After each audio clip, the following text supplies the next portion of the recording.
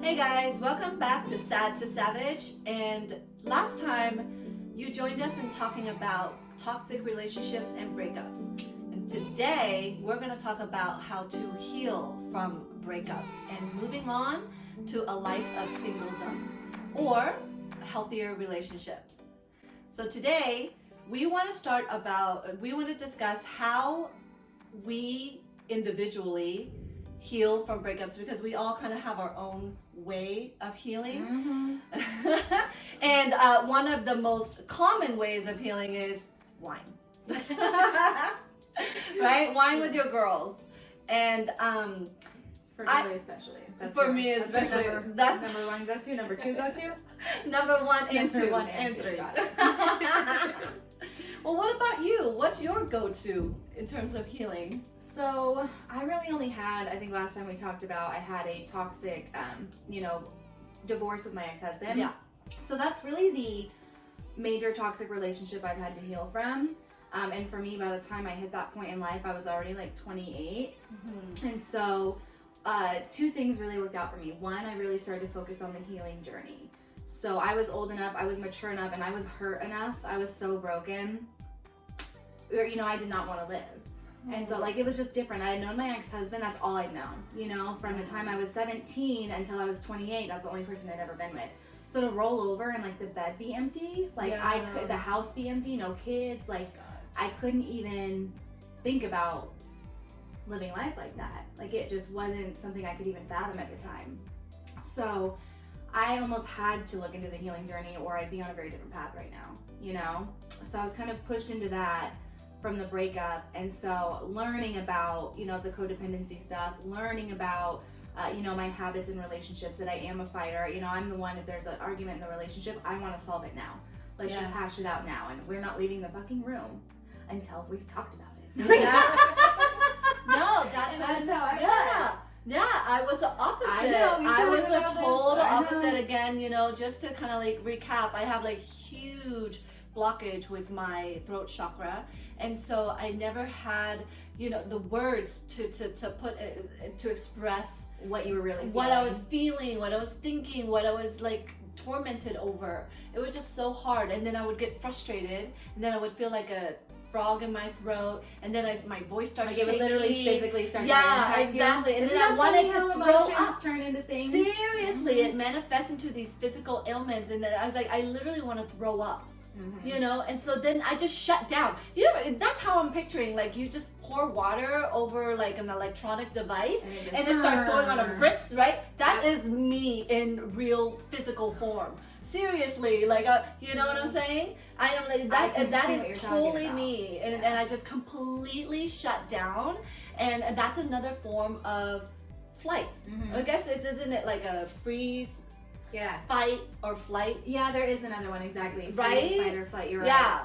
I think that, I don't know why I was just taught the main two, I think by my therapist, because they were very much my ex-husband was a flight and I was a fighter. So that was explained to us. But someone says, there's freeze, and I think two others now. We're not, there's so professionals many. in this. Yeah, we're learning ourselves talking to you. Good disclosure, we are not professionals by any means. We're just experienced in heartaches and toxic relationships. But we're learning. We're going through this together, guys. We're going through this with you, step by step. So let us know what are the ways that you deal with relationship breakups and how you heal. Yes. Exactly, because we are learning as we're discussing this, and we're just sharing our stories. But we would love to hear from you, and then we would also love to share it with the rest of the world. Yes. Your pain is also not our gain, but also our healing and our learning. And yes. We're all here to inform and help each other. I think that's how the internet's such a powerful tool. Yeah. Because you can learn from someone across the world, in another state. Learn about maybe someone who you were I knew them, but I didn't know that about them. I didn't have that. No, I had that connection with them. I feel having these open discussions, people don't realize, that other people are going through some of the same things. For me, my longest boyfriend relationship before getting married was 5 years with a guy who started selling my stuff on eBay and not telling me, and just started doing drugs? A bunch of not even to do that. No, because he didn't want to work.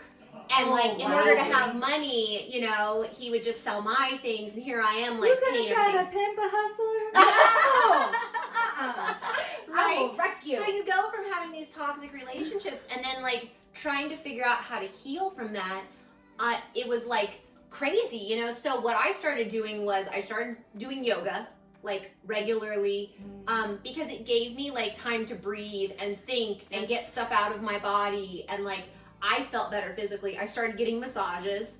I signed up and started getting massages, and I never got massages before. And I'm like, you know what? I need someone to like release this like muscle tension so that I can heal and not be so tense, because every time I go through something traumatic or toxic, I would sleep like super tight and all uncomfortable. You wake up and your shoulders are already at your ears. You're like, Yeah. and I think that goes to show it's a perfect example of how we think of like our hard times, the things we go through, so 3D and so physical. Yeah. But it starts as an energy. Yeah. It starts as an emotion. It's a feeling, and that thoughts turn to things is so true. Yeah. And that's how we physically manifest the tension and the anger and, you know, the closing up of the throat with the frog and the nausea.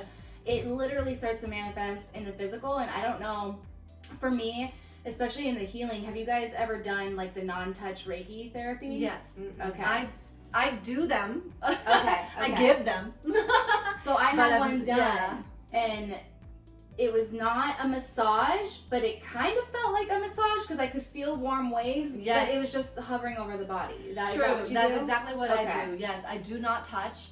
And I also, some people claim that they see colors, right? Or they do feel the waves of like warmth or even coldness. Right. And that was like a change for me because I grew up, my grandpa's a pastor, very religious home, very Christian. I just kind of grew up to think one way. Theology became, like, my best friends in college were Buddhist and Muslim. And like we would always talk and share, and like I was like, damn, that's very similar to my story, but I didn't see that twist, or wow, that's really, like, it just, you know, kind of opened me up to learning about other things. So because of those best friends in college, when someone brought Reiki to me, I was like, okay, because I believe in, I'm very big into science, chemistry, biochemistry, the body, especially like quantum mechanics, quantum physics, that stuff. So, and how it affects like manifestation and other things, I start to see that. So the energy part made sense to me. But what happened was, like, the Reiki person was talking about a block that I had in a certain chakra, which my second chakra, orange, what is that one? Sacral. Yes. So the sacral chakra, and so it was like balancing, and with the relationships, and I had something happen where maybe TMI, but I like had no yeast infection, or you know when you take the cranberry pills and it makes your pee orange? Yes. I had nothing like that. And the sacral chakra, when I went to pee after they cleansed me, my pee was this bright orange. Like I was releasing these weird toxins. Wow. But I thought, well, I've done this when I've had a UTI before, so maybe it's just the body's way of releasing stress or bad things. I don't know. I went in for another treatment, and they were working on, now they were saying you're really having a hard time trusting your intuition, your solar plexus, which is in your stomach, and the color for that chakra is yellow.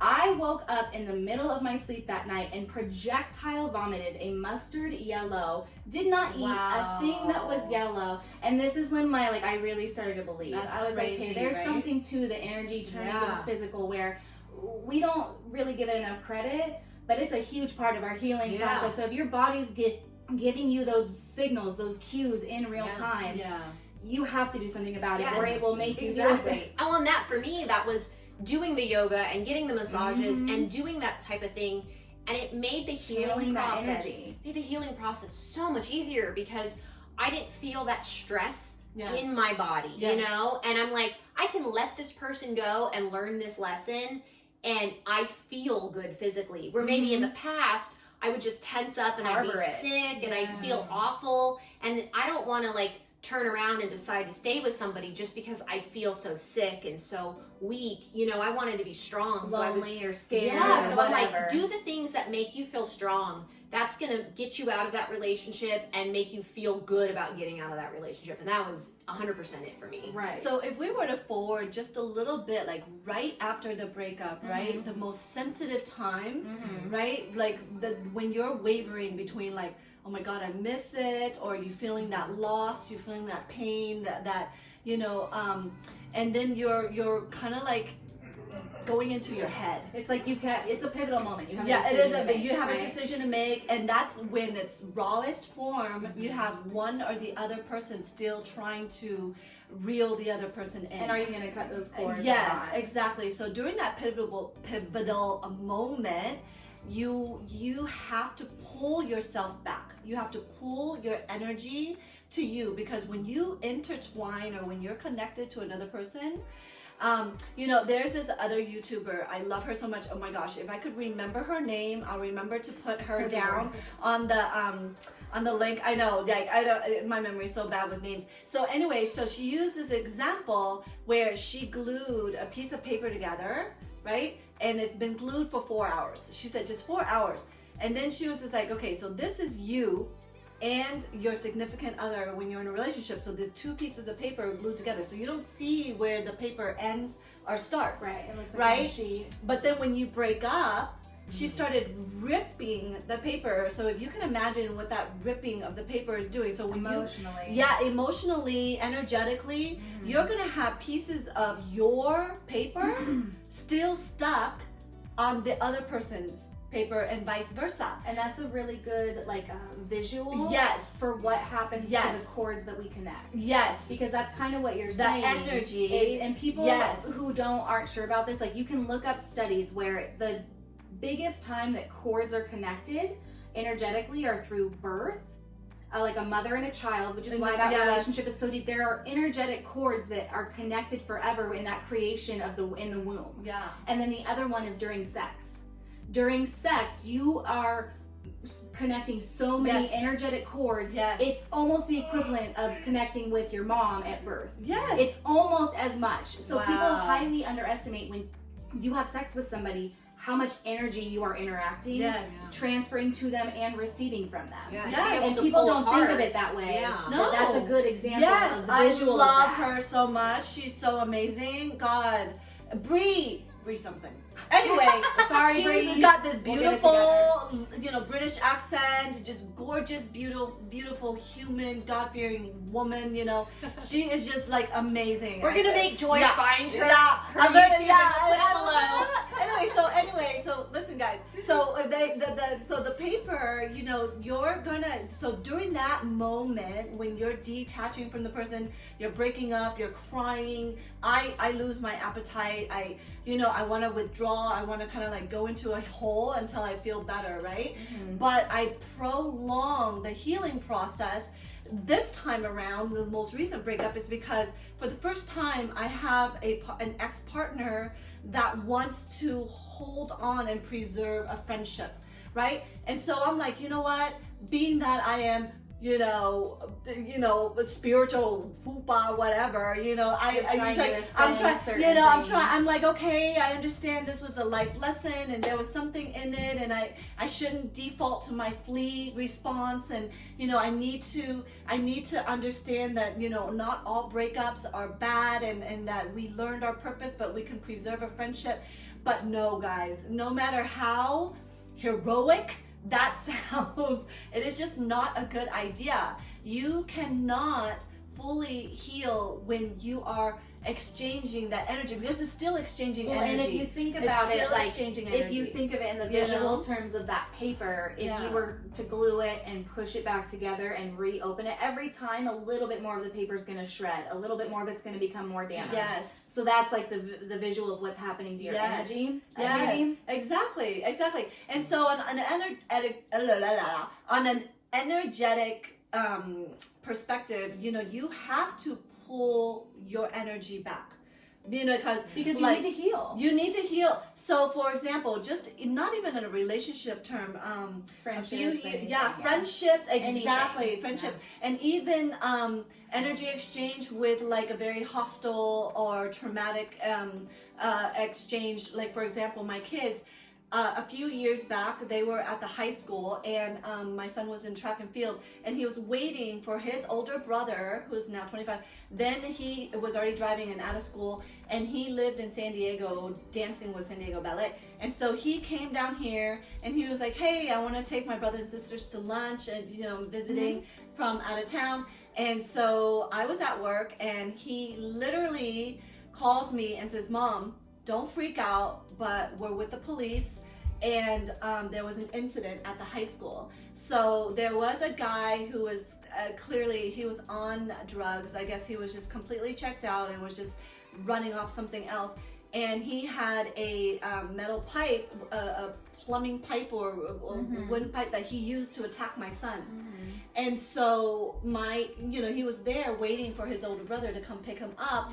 And so of course he jumped in the car. My oldest got out and wrestled the guy, you know, had his face and his nose fractured and his glasses broken. And so there was a altercation. And then when they were all able to get in the car and get away safely and call the police, you know, it was so crazy because everybody's shooken up. Yeah. Everybody is like rattled, right? And so everybody's crying and giving, you know, statements to the police, and the police is like, what the heck is going on? Your energy is just super high. Yeah, you're on an adrenaline, you know, and then of course everybody's affected. Even the police officers, after the fact, when they were speaking to me, their heart was broken.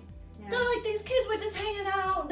One was just waiting for his brother. Minding their own business. Minding their own business. Whether it be racism, or whether it be anger, whether it be drugs, whatever it is. Because people attack for all kinds of reasons. Exactly. And that's an unexpected energy that you didn't think you had to fear, and now you have this trauma, this fear that you have to heal from that you weren't expecting to have. Exactly. And so what my kids had to do, like when they were home, I mean, everybody was still shooken up, you know, and the energy still transferred for weeks after the event, because now my daughter is fearful of going to school. She's like, what if I get attacked out of the blue, you know? And we'll have to do like a follow-up episode on that, you know, where we kind of get more in depth with you on that and talk about it more, because there's so much that goes into that, and how it affects an individual, but then how it affects a household unit, which I think we could really dive into. Yes, absolutely. But yeah, when you're dealing with other relationships and outside people and like healing from that, you know, where do you draw the line? Like, because it's never ending, right? So it's like you start healing from one thing because your kids had other things in their life, they had right? Yeah. And then something else happens, and then something else happens. So it's like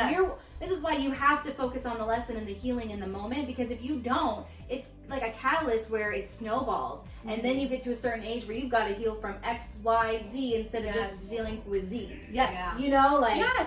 And I think that's why it's so important to draw yourself and disconnect. This is not in a sense of fleeing by any means, but this is in a sense of pulling yourself back and just cutting the different layers of issues. When you stay connected, when you're still friends with your ex on Instagram, Facebook, social media, following them on Snapchat,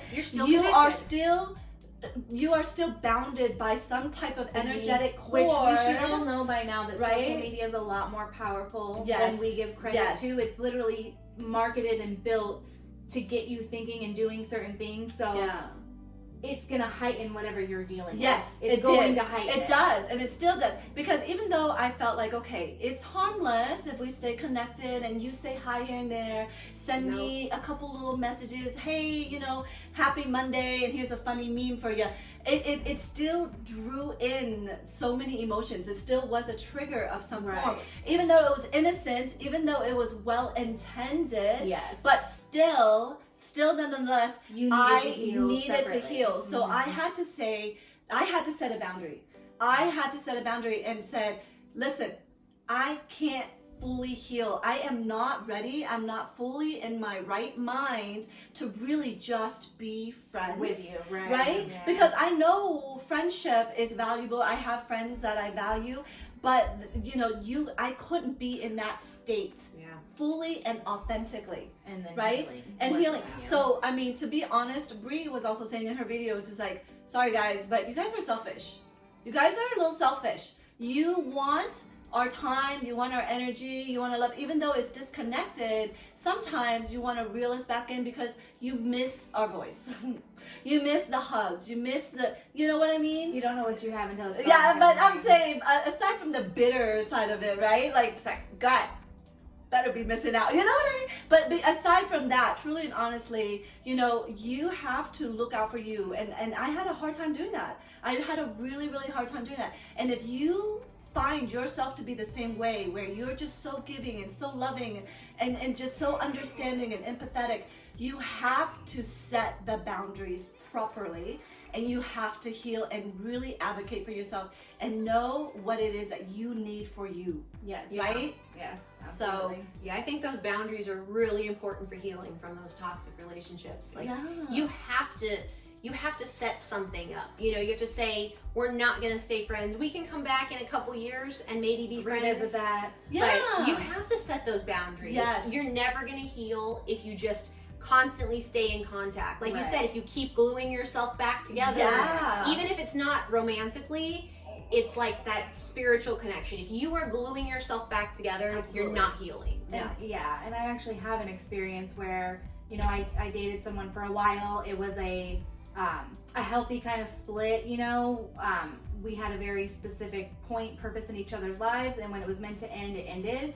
Now we have the conversation of we're gonna stay friends, and you know we mean it, but do we talk on a regular? Absolutely not. You know, we don't message each other. There's no texting, no calling. You know, it's not like that, and we can kind of talk about that more, you know, if people have specific questions of how to do that successfully, you know, but we had clear boundaries that were set up when we first started dating, and then we had clear boundaries set up when we ended the relationship, and so I think that's what made it easier for us. Yeah. So it's like I have done it successfully and actually somewhat recently, but it was not like we stayed, you know, friends on the platforms and we talk or text. No, we You kind don't of had see that. each other on a that's the It problem. was basically like, I there's like- won't talk to you, Yeah. but I don't wish you anything ill. And Exactly. in the future, if you really needed something, you can reach out. Right. We'll be Right. cool. exactly. Right. Well, that's a problem with so many different forms of social media. You might not get on Facebook every day, but you might look on Instagram or TikTok yeah. or Twitter or whatever. Easy. You know what I mean? Yeah. As you scroll through and you see that same person day in and day out, like that's just keeping it in your mind. And you need to get rid of those thoughts and bring in new thoughts, you know? Yeah, exactly.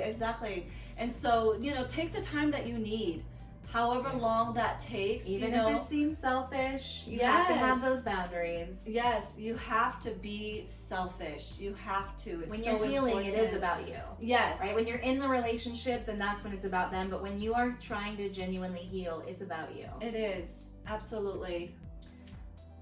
So, wow, that was a lot of fun to talk over wine, especially. Thank you guys for joining us, Sad to Savage, talking about how to heal from breakups.